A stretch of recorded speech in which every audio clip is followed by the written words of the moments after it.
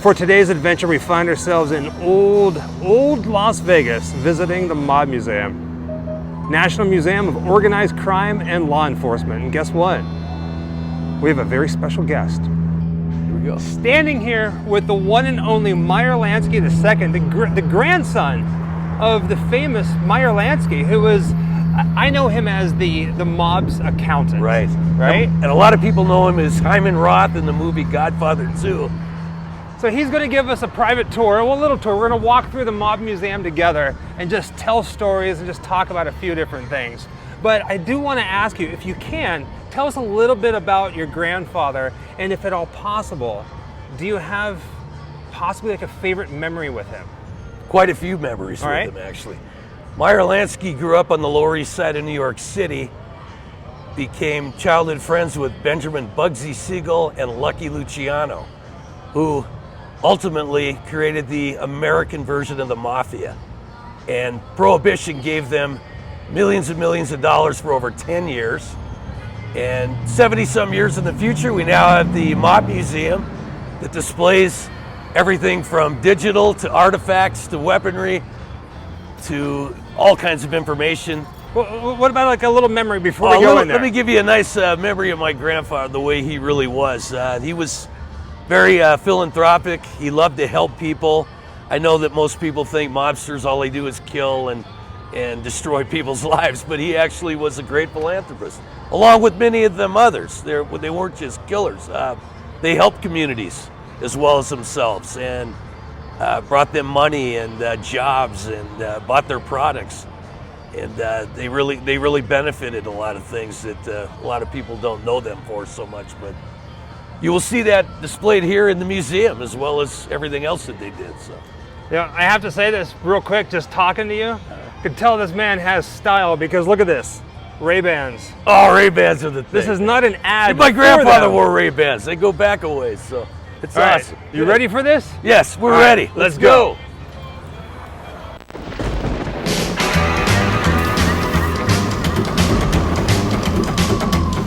Wherever I come, bad luck just comes my way. Wherever I go, hard luck is that it stays. Good luck never stays a day. Bad luck's always coming my way. These are the bricks from the original Valentines Day Massacre, the ones that are highlighted in the red. One of my favorite spots. It's not only somewhat haunted, but it's eerie when you get up there and take a picture and realize 7 men were murdered that morning, and these are the bullets that missed.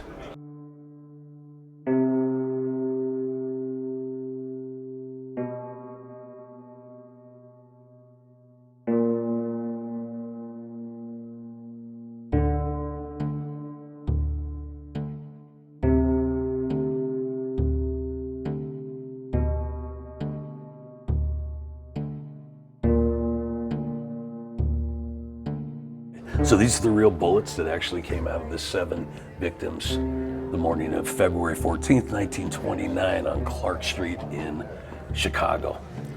The famous Valentine's Day Massacre. One person to live was Frank Gusenberg for about 20 minutes. He wouldn't tell who did it, and then they were all gone. The dog was the only one to survive. Highball was his name. So. The case was never solved. Nobody knows who did it.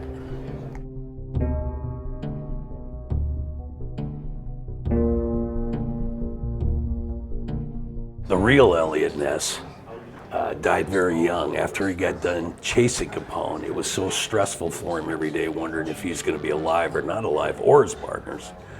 And he ended up a bad alcoholic. Ended up dying like in his early 50s from drugs and alcohol. It stressed him out so much. So crazy. It was kind of a tragic end to his life. But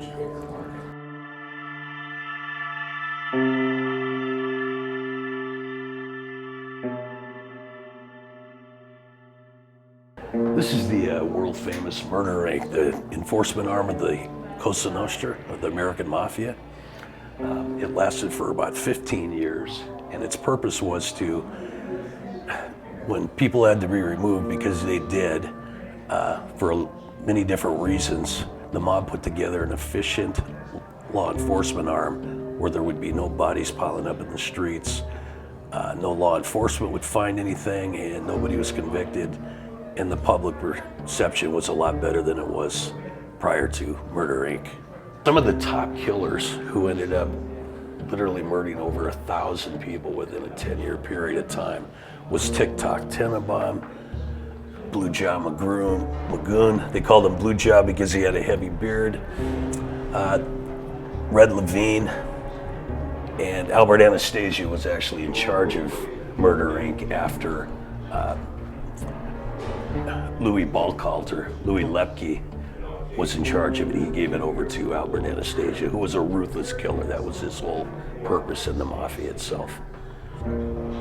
Some of the top killers in Murder Inc. were Bugsy Goldstein and Pittsburgh Strauss. Interesting names. They all had nicknames. Well, I'm from Pittsburgh, Pennsylvania. You're from Pittsburgh. He was too. So, and it was run by Louis Lepke. They all were convicted. These three men, and they were electrocuted, and that was the end of Murder Inc. They were the biggest killers within that organization. So, they were actually convicted. And here's an actual chair. It was. I saw this coming around the corner. Yeah, it's pretty cool. You can sit in it. The richest man to die. All right, I'll sit in it. Let me see something. Uh-oh, wait, dude. Sorry. Oh, yeah. It's safe to sit in. Yeah, it's safe. They used to have this thing. They don't do it right now. So some of the stuff they modernized for the COVID, so they haven't brought it back. Pretty wild. Right? Can you just imagine? No, I don't want to imagine. So I hate getting electrocuted, like whenever I rub my feet on the carpet. Yeah, imagine. It's just like, a little shocked.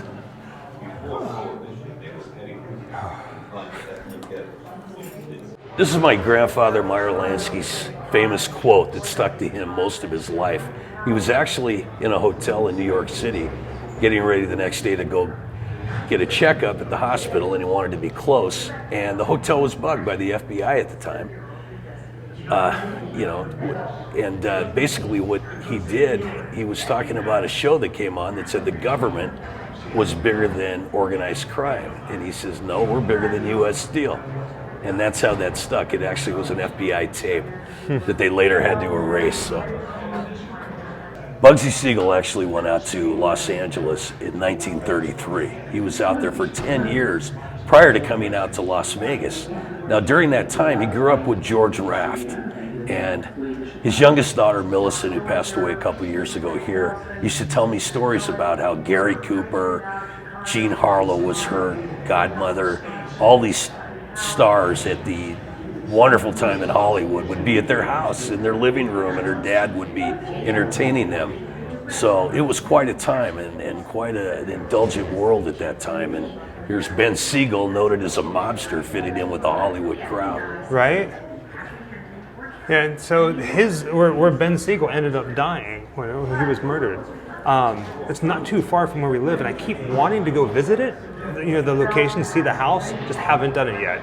It's a very interesting house. It's on 810 Linden Drive, and they actually have the same windows that were there the night of his murder. It's been an unsolved murder. It always will be.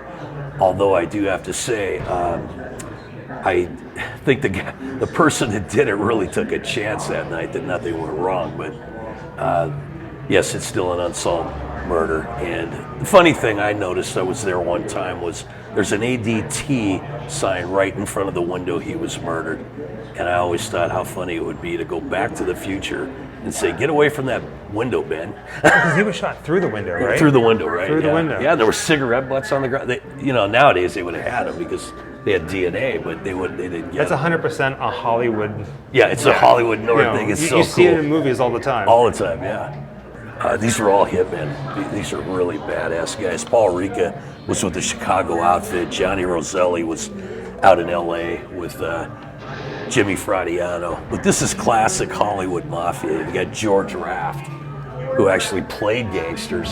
Now you have to realize the gangsters imitated George Raft. George Raft imitated the gangsters in the way they dressed and the way they talked. It's kind of a funny situation. They traded off. I've actually seen a lot of Ben Siegel's things because I knew his daughter, and I got to try on those glasses before she donated them, which is really a trip, man. Because I'm a fan too. I gotta say, it's not just some. So this is Lansky's cigarette case? One of them, yeah. One of them. Yeah. And then Mo Dalitz was Mr. Las Vegas. He was here a lot more than my grandfather. He built Las Vegas up a lot after Ben Siegel died. Estes Kefauver ran for president in the 50s, and his big thing he was going to do was bring down the mafia. So he had the Kefauver hearings, and he became very popular. And he was perfect timing because right at the time TV came out, television, and before that the mobsters were only known in the newspapers. Now their faces were on TV. So it was a perfect storm. He ended up trying to going around to like 14 different cities, indict them, put them on trial.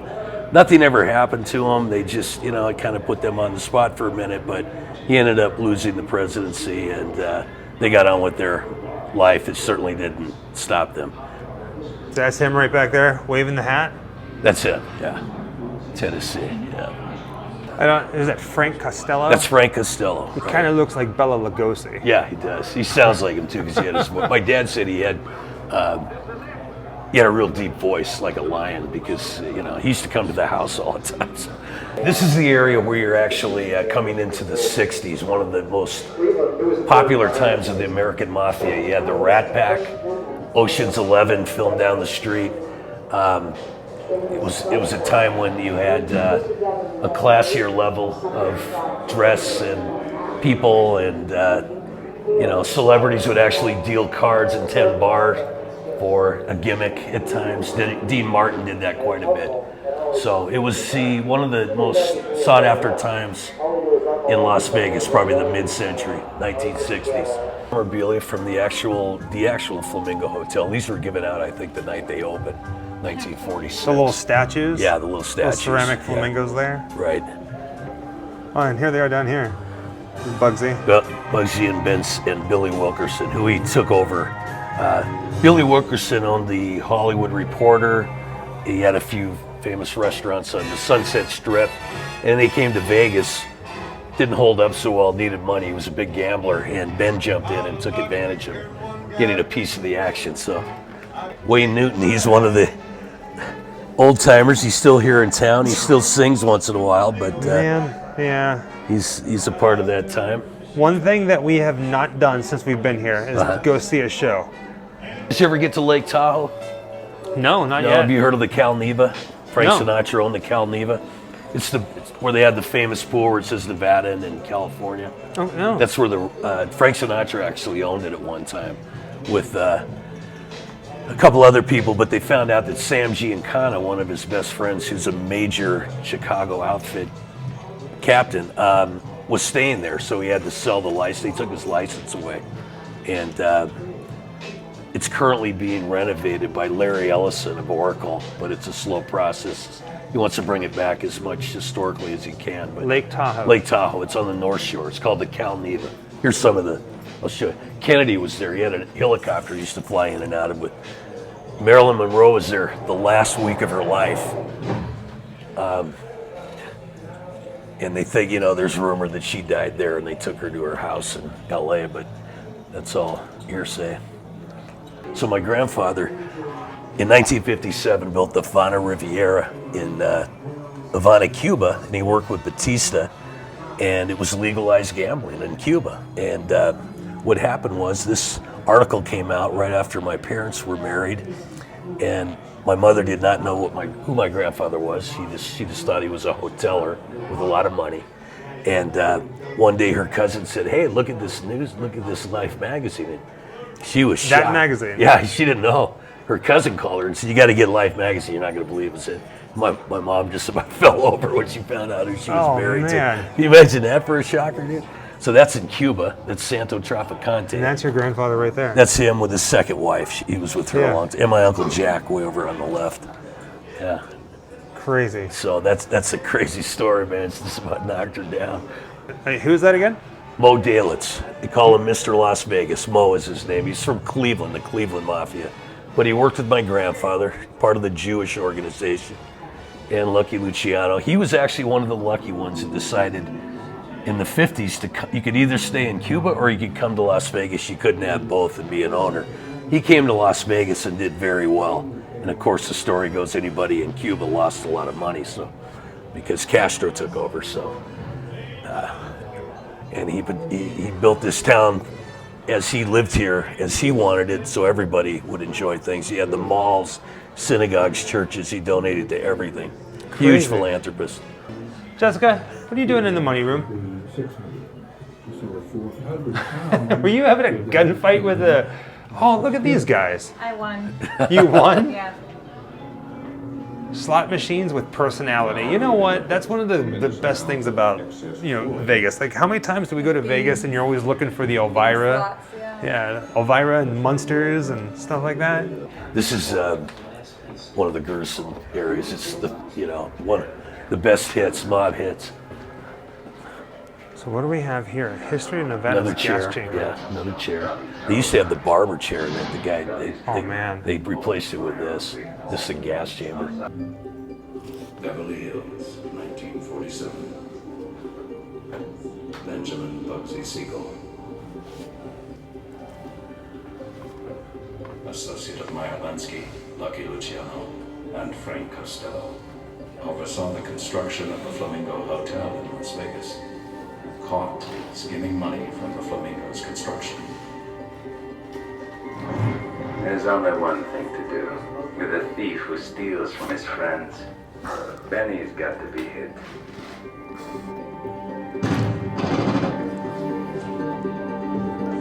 It's all artistic license. My grandpa wouldn't have done it. They were best friends. Yeah.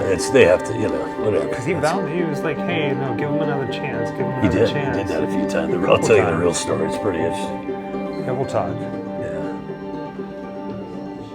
So see this guy right here, Willie Moretti, right here in the restaurant. So my aunt's got a book downstairs, I'll show you, but she was about 14. My grandpa and Willie Moretti, who got Frank Sinatra off the ground, he was from Jersey. They had lunch the day before that happened. And my aunt's at school the next day, and the janitor brought the newspaper and showed her, and she started screaming and said, I just had lunch with him yesterday. And he's laying in a pool of blood. Man, This is a speakeasy. It's been open about a year. They built it after like a replica of one that's famous in New York City. It's an actual layout of a famous speakeasy in New York City called the Back Door. So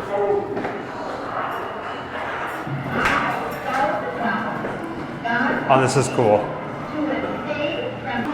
So this is fairly new, this piece, but that phone booth right there. Oh, wow. Was put outside in front of it comes from the front of the Deuce Club, the Triple D. Okay. Inside the Four Deuces, in Chicago. The building's long gone. But Al Capone was a bouncer at the time, and he made calls in this exact phone booth. So there's energy in there. Plus all the other guys who were around at that time. So.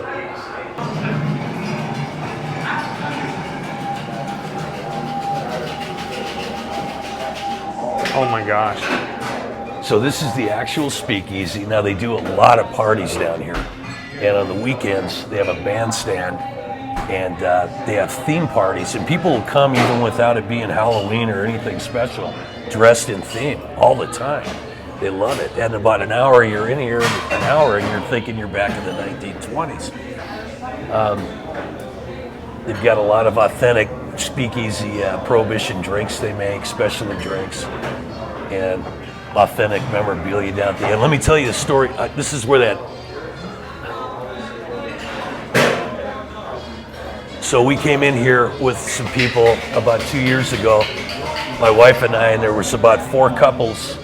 We were gonna sit down for happy hour, and if you notice one of the tables, they put out the little artificial flame, what do they call those, candles? Right. And the waitress putting one out, we're all standing here. She walks away, and the candle shot off into the wall on its own, and everybody saw it. We're just standing here watching it happen. Boom, right into the wall. Right over in this area. Yeah, right here. We were standing right here. We were just about ready to sit down. Boom, that candle goes flying off its thing right by itself, man. It's haunted. There's stuff that's happened here, a lot of things. Not just the mob things, but there was a postal worker that died upstairs years ago, and they think it's him. They found footsteps one morning after they opened. There was nobody in there, so it was weird. Wherever I come, bad luck just comes my way. Wherever I go, hard luck is there to stay. Good luck never stays a day. Bad luck's always